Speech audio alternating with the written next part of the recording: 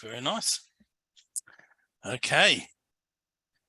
Kitzur Shulchan Aruch, the abridged code of Jewish law, and chapter 5, Siman Hay. No, later. Okay. So, Nikayin Hamakim Devar Kedusha. So, whenever we do a Devar Kedusha, which there's not an exact translation, but let's just call it a holy or sacred purpose. In other words, might be that we're davening, could be that we're learning, studying Torah, where any of these things. So the place has to be clean, right? So we can't obviously we've got a chapter here, so we'll go into details, but just to you can imagine if a person was in a sewer pit or something, God forbid, and the whole place is filthy and smells, and it's not respectful to be able to say words of Torah or to so therefore the place has to be clean. We'll see exactly what has to be clean of, and again it's gets a little borderline of things that aren't polite conversation, but we need to understand where we're up to. Just give a little introduction. The famous brothers Rebbe Elimelech Lezhinsk and Rebbe Zishav Anapoli, right? So they were two great Hasidic masters, getting close to 300 years ago now. And one time they were unfairly imprisoned. As we said before, today if your rabbi goes to jail, it's usually a red flag. Doesn't necessarily mean, there can be mistakes. But it's a red flag to check out. In the old days in Eastern Europe, if your rabbi didn't go to jail, it's a red flag. Means he wasn't doing what he's meant to be doing. But they were in prison, and they were sitting there quite happily studying Torah together. These two brothers, great Torah scholars, had a tremendous wealth of Torah knowledge that they knew off by heart, and they're sitting there studying. So the jailer, to torment them, he brought in a bucket. They didn't exactly have bathroom facilities with plumbing, so they brought in a bucket, and they could no longer study Torah.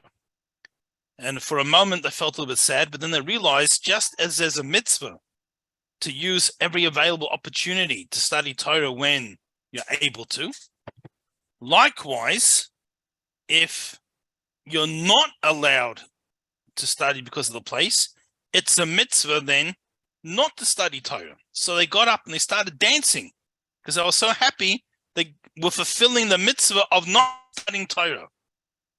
And the jailer sees them dancing. What are you dancing about? And they tell him why they're dancing. So he thought to himself, that's making them happy. He took the bucket out. So then they sat there and started learning again, and they were happy. But that's just an introduction of the concept. So just as there's a mitzvah to utilize every available moment of something positive, likewise there's a mitzvah if you're in a situation where you can't do Devar Sheb Kedusha. Again, will loosely translate as a holy purpose, then it's a mitzvah not to as well. So Aleph number 1. Ksiv, it's written in the Torah. Right, so it's in Deuteronomy. It's about there. We're talking about when we go out to war. So forget about our own homes. Obviously, there has to be, but even in a situation of war, and we have our camps, the temporary camps we're traveling, still they should set up proper facilities that there shouldn't be human waste in the middle of the camp. So it says, you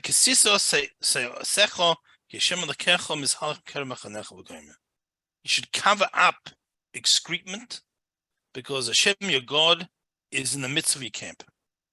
In other words, in a Jewish camp, we're still going to be saying our brachas. We're still going to be doing whatever we're doing. There's godliness revealed. Obviously, Hashem is everywhere. It's revealed when we do these actions. Rabbi, does it matter what you cover the bucket with? Does it make any difference, or just so that it's... Yeah, well, here they were talking about, so what used to happen is they were given a kit. Soldiers given a kit with their weapons, and attached to their kit with their weapons, the one on their belt, was a little shovel, and they would have to dig and then cover it over, and right. So that's what they did. Anyway, Mikan Lamdo Rabbeinu Zichron L'Bracha. So from here, our sages learn. Sages learn from here that Shebachol Mokim Asher Hashem Elokeinu is halachim anu. Every place where Hashem walks with us, so to speak, right? And again, keep emphasizing Hashem is everywhere. There's no place void of Hashem, but it's not revealed. But in a place when we're saying words of holiness, we're saying words of Torah, we're davening, we're saying brachas on our food, whatever it happens to be, any place where Hashem is with us, dahaino, meaning we are involved in the Varship Kedusha, a something holy. Going, for example, he gives examples. Kri Shema, we're saying the Shema. Tefillah, we're davening. Torah, we're studying Torah Kedoma and the like. Sarach liyos machna kodesh. We need a holy camp. That's to be a holy. We need to be in a holy place. What does that mean? Well, amongst other things, Shloi said Soya Megula Sham. There shouldn't be any open human waste. Shloi Yardava Erva Kenega Parashal Adam Hakira Omispal, and there shouldn't be any nakedness. Again, for lack of better translations on exact. We keep mentioning words in Hebrew don't have an exact crossover into English, but in other words, what should be covered, and that shouldn't be opposite the person. Okay. Now, that's the introduction. Base number 2. Bafil lahared b'divrei kedusha mokim soya omeraglaim or kol davar shu masriach. Awesome. Now, not only is saying words of holiness, but even thinking words of Torah or holiness in a place where there's human waste or a place that reeks. So we're going to give examples about tanneries, right? So, I'm sure everything's filtered and everything today, but I know what tanneries are like nowadays. And I never worked in a tannery in the old days, to be honest, but these kind of things really reeked.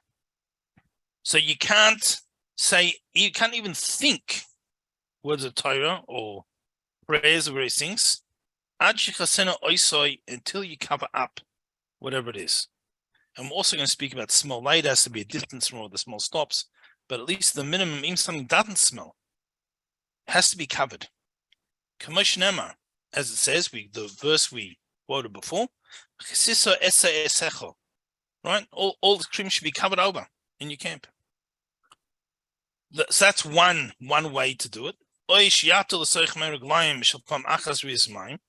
if there's urine, to dilute it with water. Now again, this may seem like an odd thing to discuss today because we're so used to Baruch Hashem having the facilities that we have with the bathrooms, with plumbing, various things, but it wasn't that long ago, and there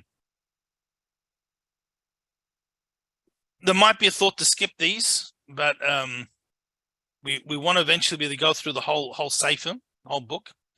That's number 1. But number 2, where these questions do sometimes come relevant, again today, is sometimes a person may, God forbid, hopefully everyone's going to be in good health, God willing. But sometimes a person's in hospital and they have a bedpan, or they have these, catheter with a bag or various things, and it can become, these halachas become relevant. So, if there was a bedpan, for an example, so we need to dilute it. We need to put water in at the minimum. If there's somewhere to pour it out, that's even better. But sometimes it's not, or your person can't get out of the bed and the nurse isn't coming, they're busy, whatever it is. So, when it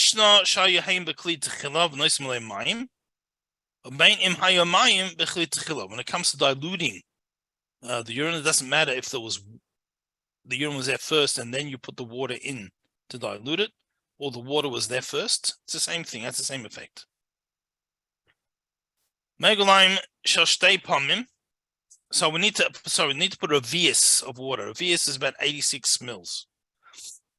86 mils, 3.5 fluid ounces, maybe. I think that is something like that. 87 mils. So, and if someone urinated twice, then tzrichim shtei revias mayim. You have to put 2 revias of water to dilute it.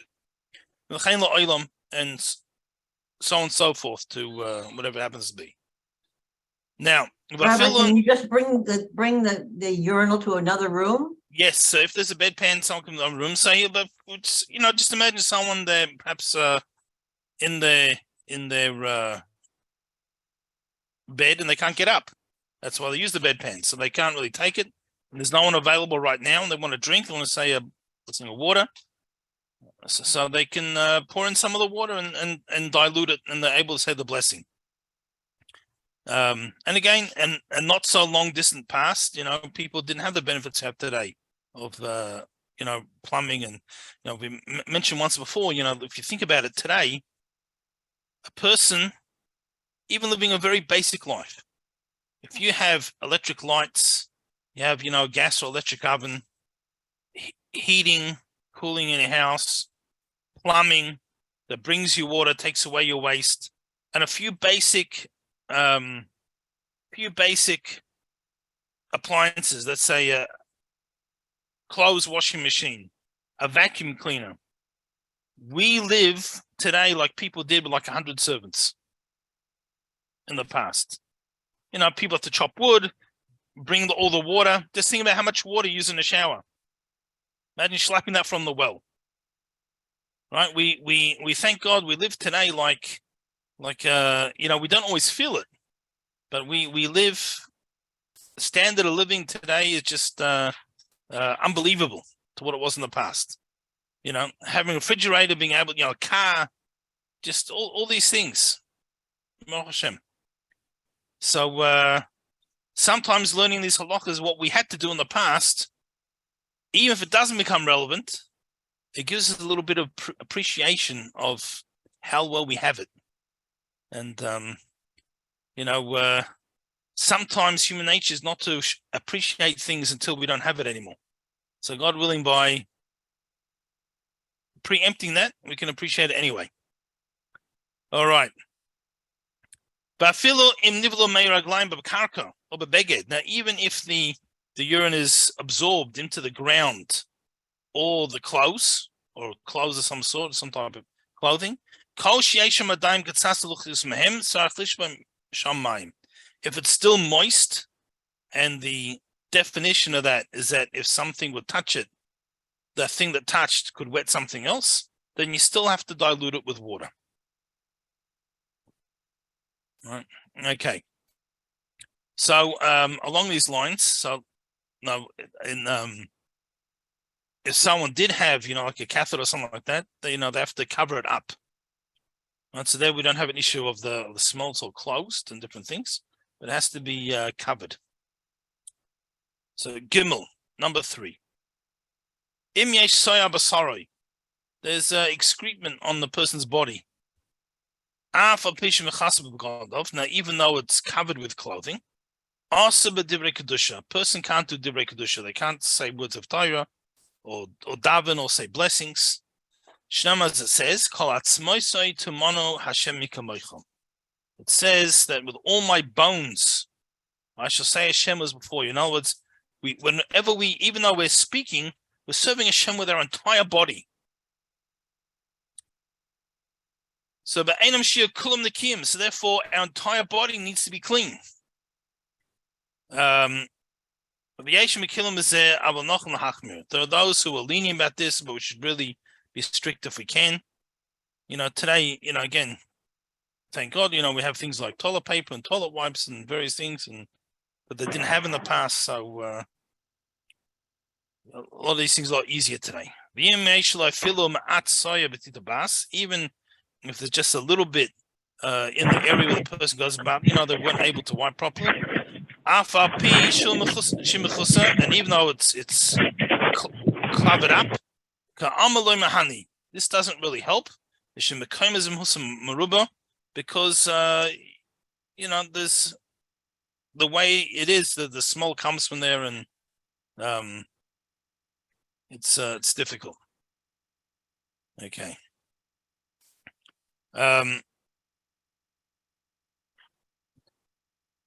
Just to yeah, okay. Dalid, number 4.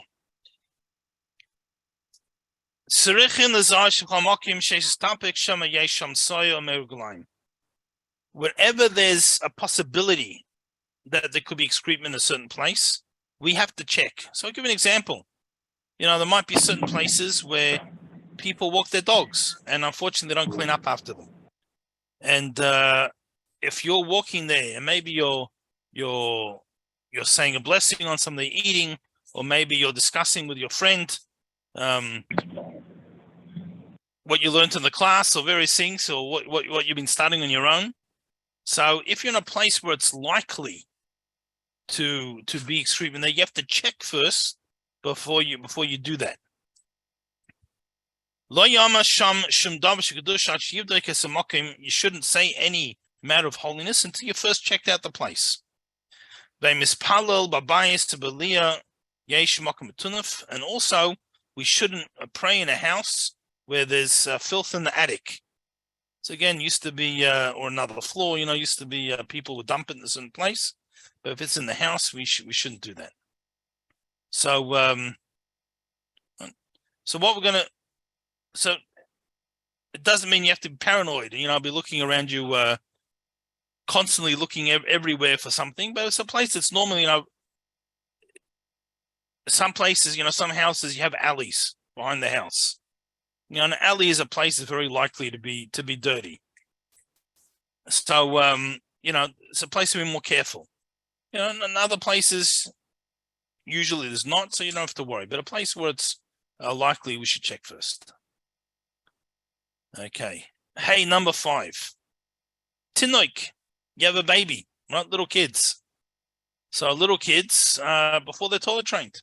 So what's to them? Now, if they're old enough, that they can eat a kazayas,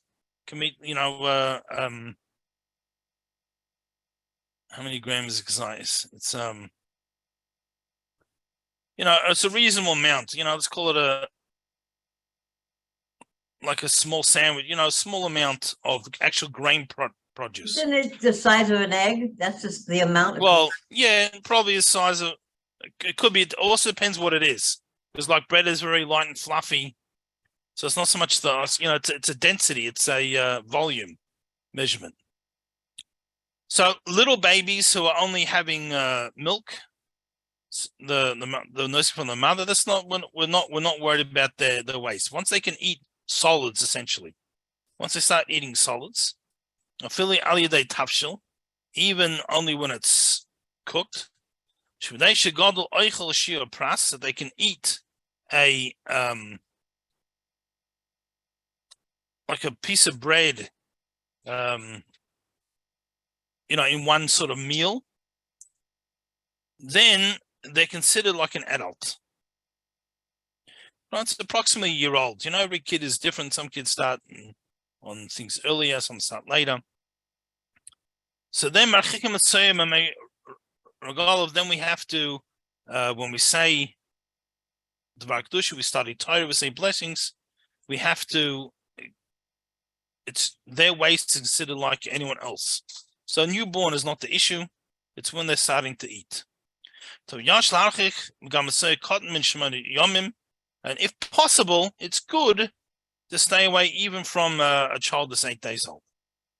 Their waste, not from the child. Right? Keep the child close, but stay away from the waste. So,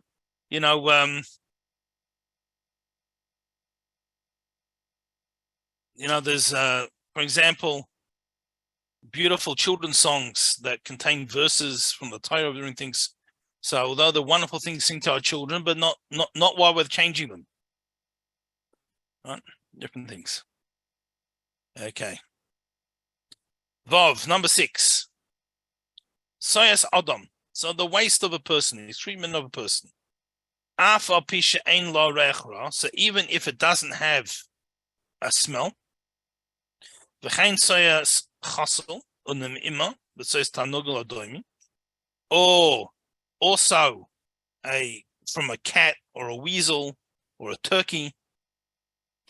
We should stay away from them. So in other words, even if there's not a smell, we're shortly going to say that the distance we should go away is 4 amos, which is approximately 6 feet.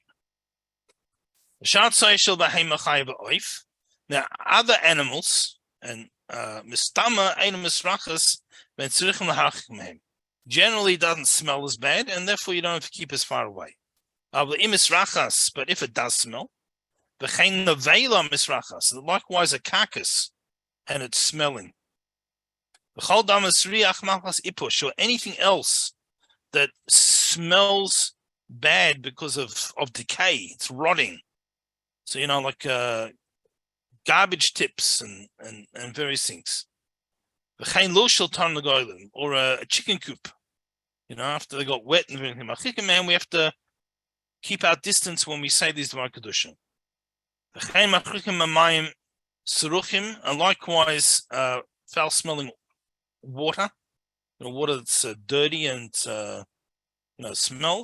Pishton or kambus, or standing water, which they soaked flax or hemp, because also that gets the smell's quite foul. So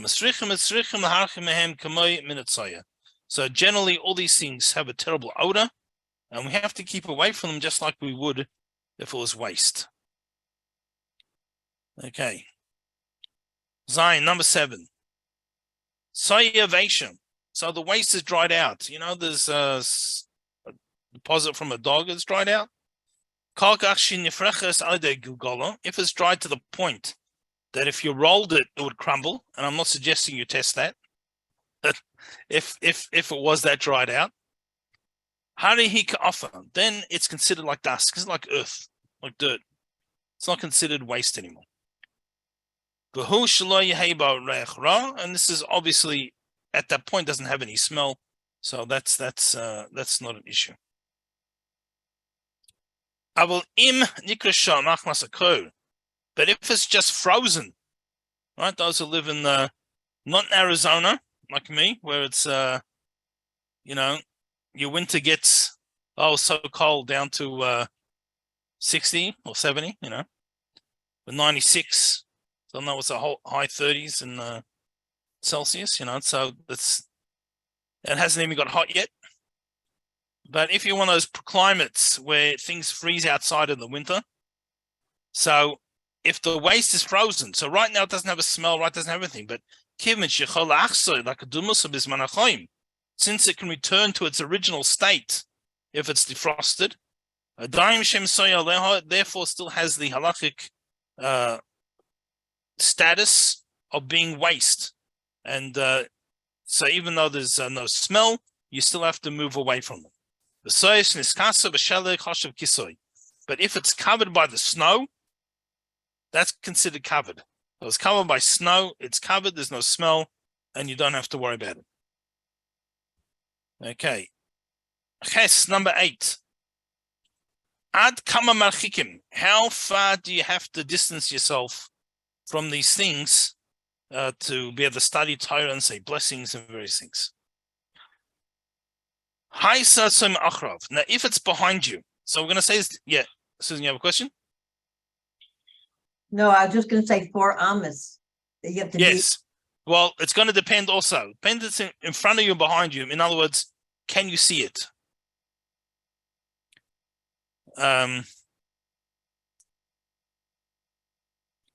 So if it's behind you,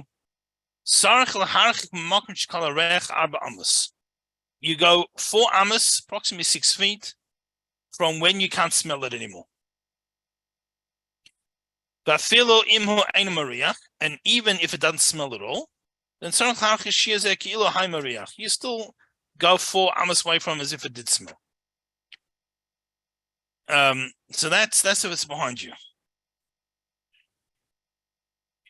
Now the imatzai enamas rachas, the marachameno arba amos, and if it doesn't have any smell at all, just go 4 amos from it, no problem. That's if it's behind you. But it's in front of you. So you would be, by saying the blessing, you're gonna be looking at it. So you have to go as far away till it's out of your sight. So either go past it, or not go around the corner, whatever you need to do. If you're really stuck, turn around so now it's behind you, right? Then you do whatever you need to do, and then turn back around and keep going. Now this even applies at nighttime. Now, if at nighttime you know that something's there, and it's in front of you, and it happens to be you can't see it because it's nighttime, still, we still have to go. We have to consider it as if it's daytime and we could see it if we know that it's there. So we mentioned front and back. Let's say it's on your side. So left or the right, it's not behind or front. Sorry, skip the line. You should consider as if it's in front of you. But you can just turn your body a little bit. So now it's actually really behind you and there's no problem. Okay. So that's what we need to do. We'll squeeze in one more. Test number 9.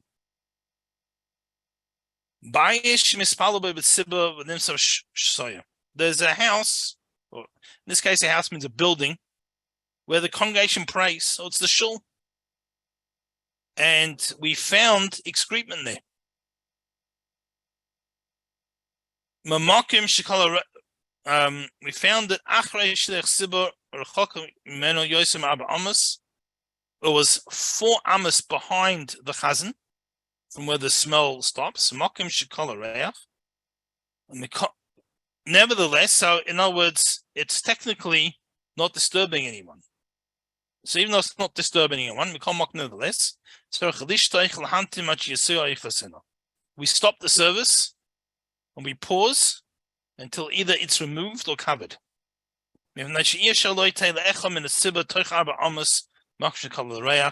Because it's pretty much impossible that one of the congregants, one of the people praying, won't end up within 4 amos of where the smell ends. And it's that person then won't be able to listen to the chazan or participate himself. So we're going to pause to take care of it. Okay. So that's we ran out of time today. So welcome. I see we have someone new. It's welcome from London, and I guess it was a bit of an unusual topic to join for the first time, but you know, everything is relevant sometime or another. Okay, so wish everyone a wonderful afternoon, and we see you tomorrow, God willing. Thank you, Rabbi. Stay safe. Thank you. Thank you, Bye-bye. Rabbi. Bye-bye, everyone. Bye-bye.